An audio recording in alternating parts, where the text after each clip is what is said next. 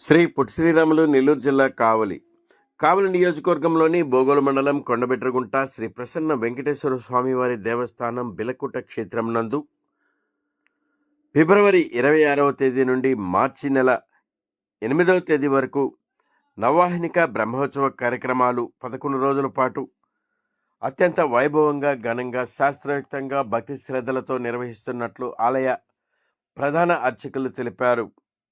బ్రహ్మోత్సవాల సందర్భంగా ప్రతిరోజు ఉదయం సుప్రభాత సేవ మరియు ప్రత్యేక పూజ కార్యక్రమాలు నిర్వహిస్తున్నట్లు నిర్వాహకులు తెలిపారు.